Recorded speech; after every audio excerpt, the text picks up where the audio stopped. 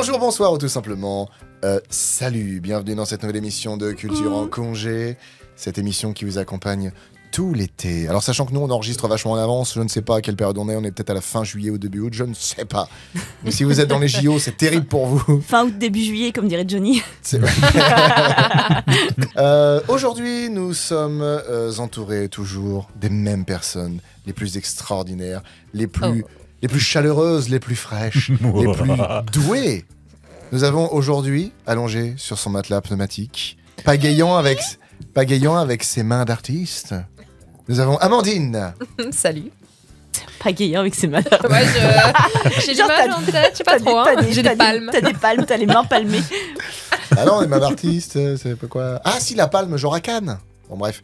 Ça va loin. Nous avons ensuite, non loin de là, faisant de la plongée, recherchant à travers les coraux, dans la moindre alcôve de rochers, les petits poissons de toutes les couleurs, les petites crevettes qui se nourrissent de tous les cadavres qui sont tombés. Jade. Bonjour. Et enfin, sur son gros yacht, en train de polluer comme un gros dégueulasse et acheter ses déchets par-dessus bord, allez. Salut, bande de fragiles. Et aujourd'hui, je vous propose un thème qui va dans un premier temps ravir et dans un deuxième temps, pas tellement. Puisque le thème d'aujourd'hui est ce qu'il y a de plus gros, de plus grand, dans le genre. Oh, c'est colossal. Première question. Quel film détient le record du plus grand nombre de figurants dans une scène? Titanic.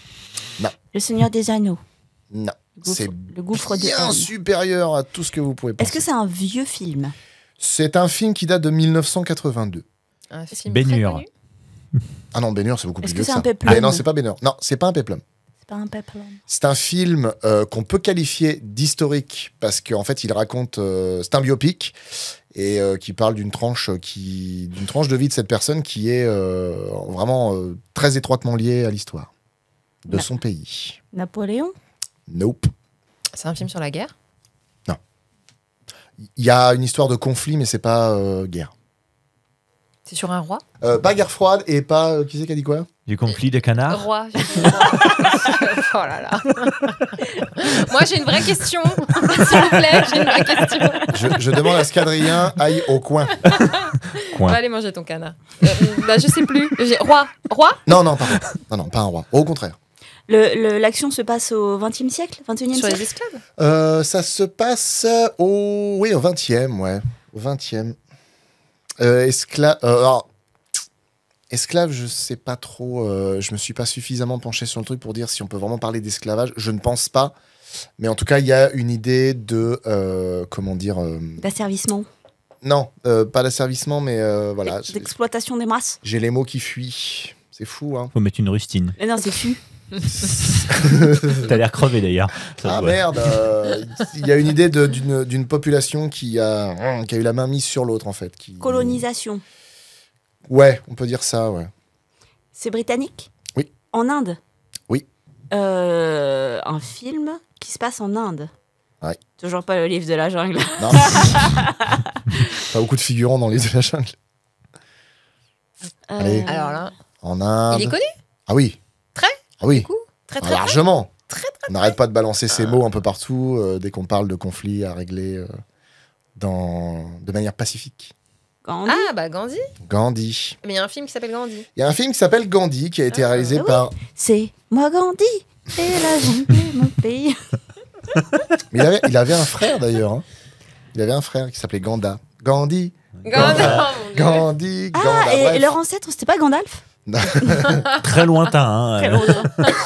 Donc Gandhi, réalisé en 1982, réalisé par Sir Richard Attenborough, qui n'était pas encore Sir à l'époque, connu pour avoir été John Hammond dans Jurassic Park. Il était frère. Oui. Donc qui est un film alors qui est britannique et indien, et en fait lors de la scène de l'enterrement de Gandhi, il y avait 300 000 figurants. Dont évidemment une monstrueuse partie était bénévole, mais c'est la scène qui a réuni le plus de figurants de toute l'histoire du cinéma. 300 000 personnes. Le mec avait genre, je crois que c'est la population de Toulouse. Le mec, il y avait la population de Toulouse sur un tournage. La gestion de ce truc. C'est ouf quand même. Une énorme ville, incroyable. Donc c'est une bonne réponse de Jade. Bravo. Question suivante. Lors de son premier vol en 1988 à Kiev, il battit plus d'une centaine de records, dont ceux de la masse maximale au décollage, avec 508 tonnes, de la charge maximale utile emportée avec 156 tonnes, et de l'altitude maximale atteinte avec une charge en atteignant 12 340 mètres. Il mesurait 84 mètres de longueur, 88 mètres d'envergure et 18 mètres de haut. De quoi ou de qui s'agit-il ? Serait-ce l'Antonov 225 Oh, il est fort, il est fort. récemment détruit en Ukraine pendant le conflit Bravo, Russie-Ukraine. allez, bravo. Le seul et unique. Bravo, effectivement, l'Antonov AN-225, un avion cargo géant fabriqué par les Russes, dont on a compté, alors apparemment, un exemplaire et demi, parce que du coup, ils ont fait une potentielle fabrication d'un autre qui est resté Ils sont jamais allés au bout. dans un garage. Enfin, dans un hangar plutôt, parce que dans un garage, ça tient pas Dans un tellement. pays. Au garage. Le bestiau en question avait 6 turboréacteurs. Sa masse maximale au décollage pouvait être de 640 tonnes. Bon, c'est quand même fou de se dire qu'un truc pareil a volé. 640 C'est tonnes, dingue. c'est incroyable. Et le 13 mai 89, donc il a décollé en portant la navette spatiale Buran. Et il a participé au Salon du Bourget en 1989, avec la navette sur le dos. Tout comme les Américains avaient fait avec le 747 modifié pour transporter les navettes du sûrement. programme spatial américain. Sûrement. Est-ce qu'à Pareil, ils l'époque, faisaient il y avait des- des portes qui se décrochaient Hein Sur les 747, il y avait des portes qui se décrochaient à Non, l'époque c'était fiable à cette époque-là. Bravo, très bonne réponse. En même temps, je me disais, on lorgne un peu du côté de son violon d'ingre. Question Pas suivante. d'insulte, je suis un cuivre, hein, pas de support, s'il te plaît. C'est beau le violon quand même. Oui. En photo. Où se trouve... Question suivante. Où se trouve le plus... Qu'est-ce qu'il fait ? On a Jade qui est en Je train crois de qu'on l'a perdu. péter un fusible, littéralement. Elle a pété une corde, je crois. Elle devient complètement folle. T'es en train de faire la danse de ton émission d'avant, en fait. Qu'est-ce- Non, mais on continuez, entend hein, moi tout va bien. Non, non, mais, Oui, mais- ça nous surprend, ça nous surprend. Moi, j'attendais un bruit Je vais faire guttural. je vais dire exactement la phrase que me disent les élèves quand ils font des conneries en classe. C'est non mais j'ai pas parlé. Oh, putain, ouais. Ah, c'est pour moi, madame. Je sais pas comment vous faites, vous les professeurs. C'est sûr. C'est incroyable. Question suivante. Où se trouve le plus long pont suspendu du monde et quelle est sa longueur ? À Longpont-sur-Orge. Eh ben, bonne réponse. C'est aux États-Unis? Pas du tout. En Norvège. C'est Non. Suède. en Asie. Nope. C'est pas en Asie. Non. En Amérique du Sud. Ni du sud, ni du nord. Non. Le plus long pont tout court. C'est pas loin de l'Europe. Ça aurait pu être de l'Europe, mais c'est pas l'Europe. Finlande. Quoi qu'attends, j'ai un doute, je dis peut-être une connerie. Hein. Je me rappelle plus. Parce qu'il y a une époque où il y a eu pas mal de prises de tête pour, au sujet de ce pays, de savoir si on le faisait rentrer ou pas dans l'Europe. Je crois que non, ce n'est pas le cas. Fait pas partie de l'Europe. C'est du pas au coup. Danemark du coup. Non, C'est un pays du Schnorr. non, pas du tout. C'est un pays du Sud. Du sud. Non plus. Ah bah il est d'où? Il est du milieu? Mais où les kikis?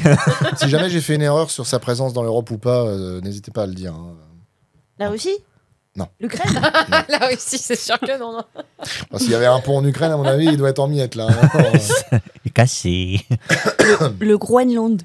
Non, ni le petit Enland, ni le Groenland. Oui, parce que, Donc c'est vers l'Europe. C'est vers l'Europe, mais c'est. La Biélorussie. Non, mais petit à petit, on se rapproche de Est-ce que l'endroit. c'est vers la mer Noire? Ah non. Nope. la mer bleue. La mer de Crimée. Non, non, non. Il existe toujours ce pays? Bien sûr, Ça n'a pas été coulé, Non, non jamais. sûr. J'ai une question. Il enjambe quoi ce c'est pont? l'Europe de l'Est. Parce que pour qu'il soit le plus long du monde, ça doit être au-dessus de la mer ou au-dessus d'un grand vide. Il enjambe le détroit des Dardanelles. Ah, les fameuses. Bah du coup, c'est en Turquie. Exactement. Mais à votre avis, allez, on n'est pas à une vache près, combien qu'il fait de long? Du coup, en Beaucoup. kilomètres. Ah bah oui, Mhm. oui. 123. Ça vaut pas le coup de faire un pont. 123. 50 c'est Alors non, kilomètres. non, pas autant, pas autant. Parce que ça passe au-dessus du détroit, hein, ça fait pas tout le... Bah, je dirais 50? 6 ou 7, non? Non. Non. On se rapproche, on se rapproche. C'est déjà 12. énorme. Moins que ça. C'est beaucoup, mais c'est moins que 7 km. 4. Donc 4. C'est 4 km 608. Putain, j'avais pas la Presque virgule. Regarde. Donc c'est le premier pont à enjamber ce fameux bras de mer, qui fait une soixantaine de kilomètres quand même, et qui relie la mer Égée à la mer de Marmara. Et en fait, il a été inauguré le 18 mars 2022, donc c'est tout frais. Ah oui. Ouais. Ça me parle pas. Donc toi qui demandais est-ce que ça existe encore, en 2022 ça existe encore. En tout cas, pour le moment, il n'est pas tombé. Question suivante. Doté d'un moteur à 3 cylindres de 2294 cm3, dont le diamètre des pistons est le même que celui de la Dodge Viper, ce véhicule a été créé pour être le plus puissant de son genre. Il est commercialisé depuis 2004, mais sa production fut stoppée en 2017 en France à cause des normes Euro 4. De quel modèle s'agit-il? Un 3 cylindres. Mhm. Du Globus 24. La Stralala. Du Touch Mastralala. Du Globachneck moutardier. Alors, Attends, avec des cylindres équivalents à la Dodge Viper. Du Super Choucroune. Alors, attends, une Viper, c'est un V10 de 8 litres. La Cassolène V12.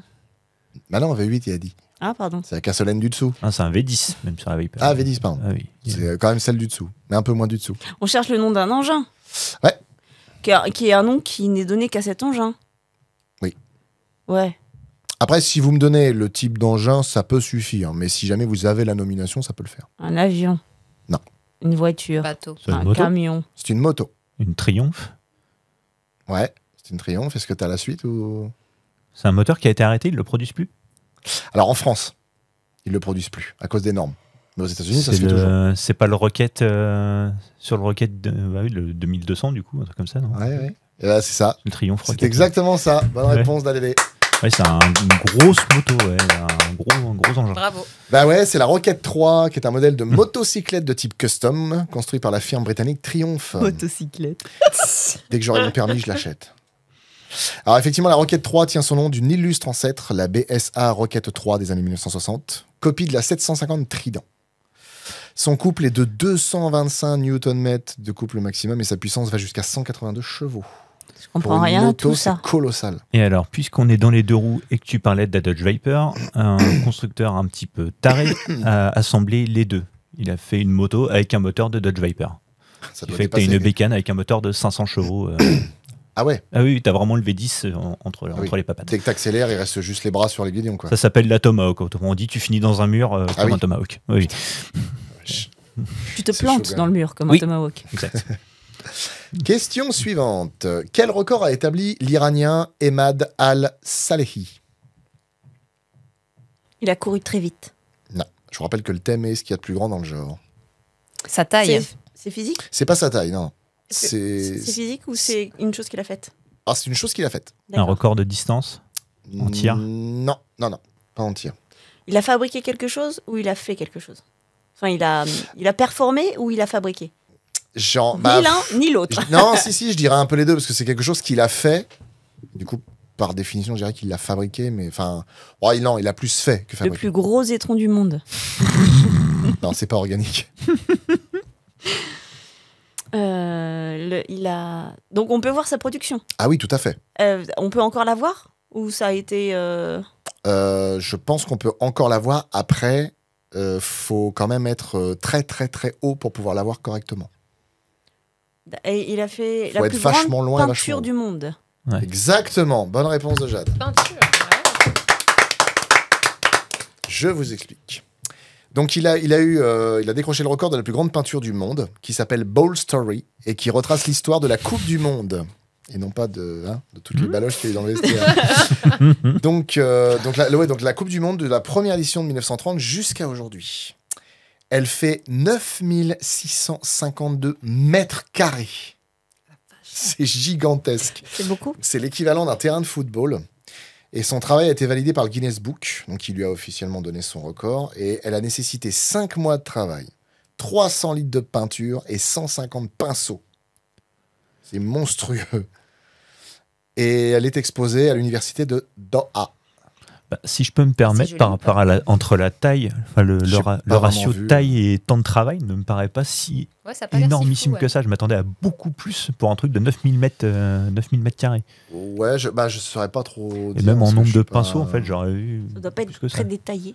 Moi, je pense que j'éclate 150 passos pour un truc de 2 mètres carrés. Donc, Et apparemment, il a pulvérisé le précédent record qui était de plus de 1000 mètres carrés. Et genre, il l'a éclaté de ouf. Il a dit, je veux même pas un mec qui essaye 3, 4 000. enfin, attention, après, je ne minimise pas la performance du type. Hein, c'est quand même extraordinaire. Ah oui, mais bah, ça, largement, je hein. m'attendais à beaucoup plus en temps de Ah travail. oui, non, complètement. Il a marné de Et Lascar. c'est une toile? Ah, je sais pas, c'est une toile. Je sais Ou pas. est-ce qu'il a fait ça dans un bâtiment? Je sais pas, tu vois. Je sais- Enfin, après, non, si. Ça doit être une toile ou en tout cas quelque chose comme une toile. Parce qu'effectivement, il l'a fait au sol et il l'a peint vraiment. Je me demande même s'il a pas peint dans un stade d'ailleurs. D'accord. Mais voilà. Ah, c'est d'un Michel point- Papin Ouais, D'accord. c'est quand même, ouais, c'est grand, mais il s'est pas foulé en termes de dessin, quoi. Bah après, je pense que peut-être on n'est pas assez haut pour vraiment. Oui, voilà, parce que là, parce que on est. Je vous donne l'action, mesdames et messieurs. Nous sommes en train de voir une photo. C'est là, la photo à droite, là, par exemple, c'est lui là sur la peinture, c'est ça, non? Oui. Ouais, c'est ça. Ok. Bon, ça ressemble à rien dans l'idée, mais c'est. Tu voilà. l'as bien vendu. C'est quand même du taf. Ah, je vous l'ai dit, je suis un peu hermétique à l'art. Hein. Il est Ouais. critique d'art. Question suivante. Ce mercredi 8 mai 2024, quel record historique la France a-t-elle battu?